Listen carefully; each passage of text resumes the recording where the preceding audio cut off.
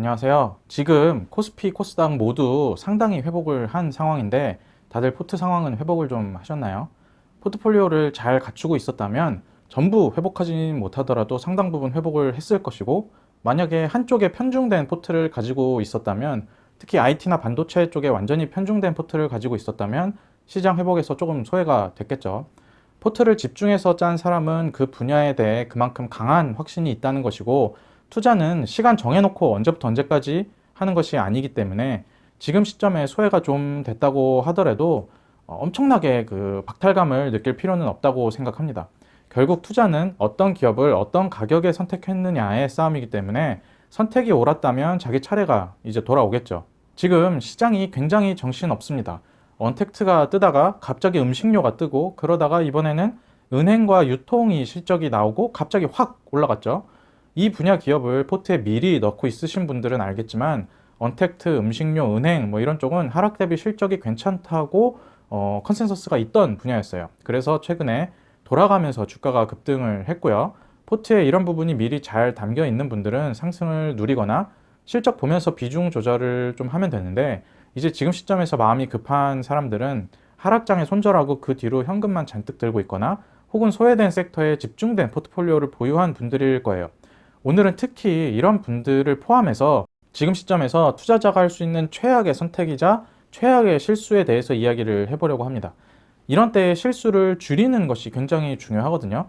아무리 멘탈이 좋고 하락장에 잘 버텼어도 계좌랑 수익은 중립적이고 얘네들이 금강불개가 아니에요. 하락장 아무리 잘 버텼어도, 멘탈적으로 잘 버텼어도 매매 몇 번 잘못하면 그냥 계좌가 녹아내리게 되어 있습니다. 사람이라면 실수는 무조건 할 수밖에 없지만 그 빈도와 포트 내 실수 노출 정도를 낮추는 것이 중요하다고 생각을 하거든요. 지금 시점에 하지 말아야 될 것이 여러 가지 있겠지만, 우리 같은 초보자가 꼭 피해야 할 최악의 실수는 딱 세 가지 정도로 압축할 수 있을 것 같습니다. 첫 번째 실수는 따라가는 거예요. 느낌이 딱 오시죠? 지금 시점에 막 오르는 섹터에 따라가고 싶은 것은, 그 감정이 있는 인간이라면 다 똑같은 마음일 것입니다.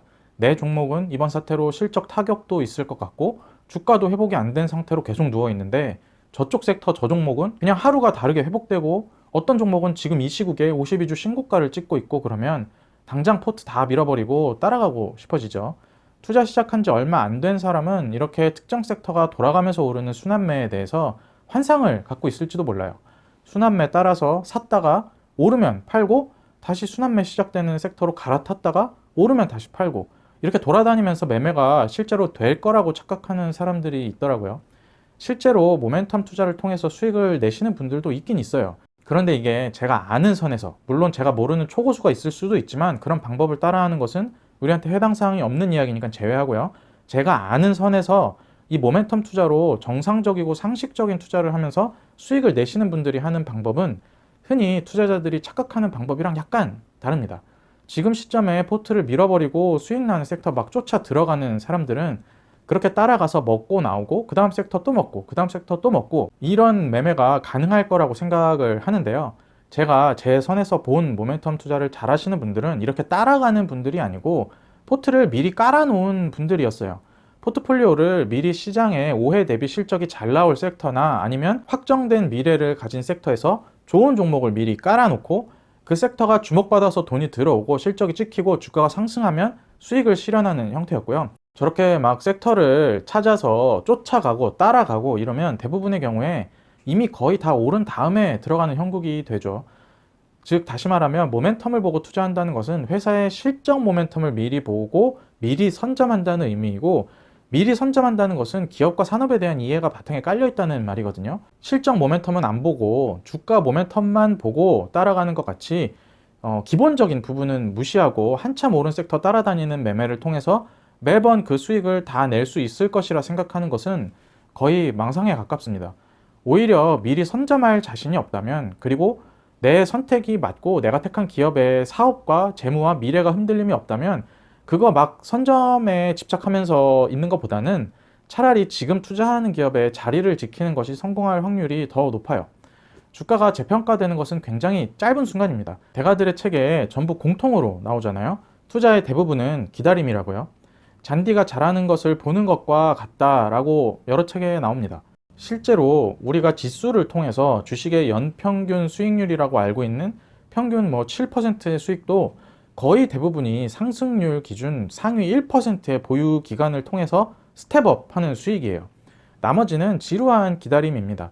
제레미 시겔의 책에서도 통계적으로 나오고요. 이를 여러 책에서 인용을 하죠. 그 말은 지금 뜨겁게 뜨는, 이미 뜬 섹터를 보고 뒤늦게 따라가 봐도 남는 것이 없다는 말이기도 하고, 내가 실컷 기다리다가 못 참고 자리를 뜬 그 섹터의 상승 시기가 찾아왔을 때 내가 그 상승을 누리지 못할 것이라는 이야기이기도 합니다. 첫 번째 실수가 조금 기초적인 부분의 실수라서 숙달된 투자자들은 잘 피해갈 수 있는 것이었다면, 두 번째 실수는 모두에게 해당하는 부분이기도 합니다. 뭐냐면 잘 나가는 섹터에서 덜 오른 종목을 찾으려고 하는 거예요. 이거 투자자들 블로그 보면 이런 실수에 대해서 복귀하는 것을 굉장히 많이 볼 수 있습니다.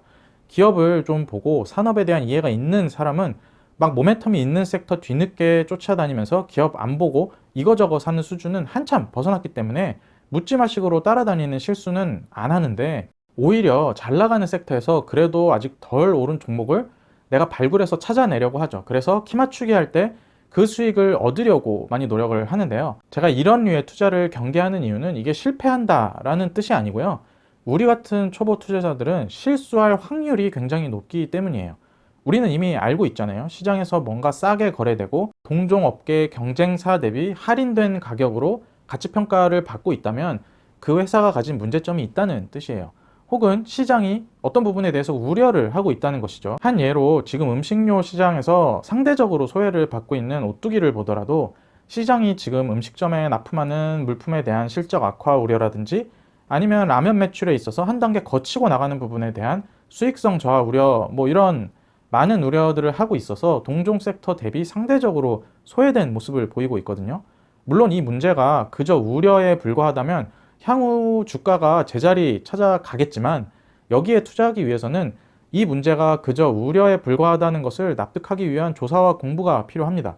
아마 이런 과정이 익숙하지 않은 투자자일수록 여기에 소요되는 시간이 굉장히 오래 걸리겠죠. 그런데 이런 급한 상승장에서 잘 나가는 섹터에서 덜 오른 종목을 찾으려고 하는 노력은 불가피하게 굉장히 짧은 시간 안에 선택하도록 강요받습니다.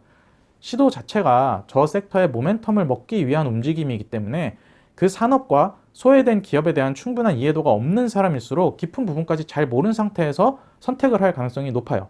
물론 이렇게 투자를 해도 장이 계속 좋고 업황도 그냥 저냥 쭉 좋아지면 돈을 벌 수는 있겠지만, 장이 이렇게 계속 좋을지 말지는 누구도 모르잖아요.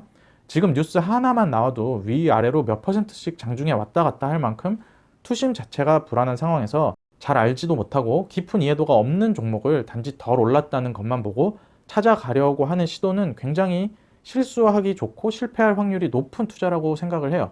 결국 이것도 기업에 대한 이해도입니다. 이렇게 덜 오른 종목을 찾아서 가려면 평소에 투자할 수 있는 기업 풀을 많이 넓혀놔야 하는 것이겠죠. 그래야 이게 덜 오른 건지 그냥 싸구려인지 알 수 있으니까요. 마지막 세 번째 실수는 과대평가의 실수예요. 어떤 기업이 100원을 벌면 그 기업이 버는 돈은 똑같이 100원입니다. 그 기업이 버는 100원이 막 만원의 가치가 있는 게 아니에요. 100원을 벌면 그 100원은 그냥 100원이에요. 물론 성장 기업이 성장하면서 버는 100원과 영업 실적이 작살나고 있는 기업이 벌고 있는 100원은 주가에 반영되는 평가가 다를 수 있는데, 그 평가도 결국 100원이라는 실제 이익이 기준입니다. 이 회사가 아무리 창창하고 꿈을 먹고 있다고 하더라도 지금 버는 돈이 100원이라면 그러한 기대도 100원에 맞춰서 해야 되거든요. 100원 버는 기업이 아무리 미래가 유망하다고 해도 지금 기업 가치를 막 100배, 200배씩 죽이는 무리가 있죠. 성장하는 것은 체감하기 마련이잖아요. 그리고 이미 성장을 다 땡겨서 가치평가가 된 기업이라면 실제 성장이 일어나더라도 비싼 가격에 주식을 산 주주에게 돌아갈 이익이 그렇게 많지 않을 것이라고 생각을 합니다. 그리고 아무리 저평가를 받는 기업이라고 하더라도 그 100원이라는 이익이 꾸준하고 해자가 단단하다면 정당한 평가를 어느 정도 받아야 하는데, 지금 핫한 섹터가 아니라고 이런 기업을 막 200원, 300원에 그냥 회사 주식을 던져버리는 실수를 해서는 안 된다고 저는 생각을 하거든요. 흥분하지 말고 과연 이게 이 정도 평가를 받을 만한 기업인지, 그리고 앞으로 미래가 그 정도에 어울리는 기업인지 먼저 생각을 해보셔야겠죠. 모르면 당연히 사면 안 되고요. 특히 최근에 주가 상승에 눈이 멀어서 가치평가를 해보지도 않고 혹은 그 기업의 성장과 이익을 과대평가해서 덜컥 매수를 하게 되면 득될 것이 없습니다. 이후에 분기 실적에 잠깐 정체가 와서 지금 성장이 잠깐 멈춰 있고 다시 재개가 될 것인지 아니면 성장이 훼손된 것인지에 대한 판단을 해야 하는 경우가 올 수도 있는데요. 그때 명확한 기준 없이 매입한 사람은 투매 말고는 아무것도 할 수가 없습니다.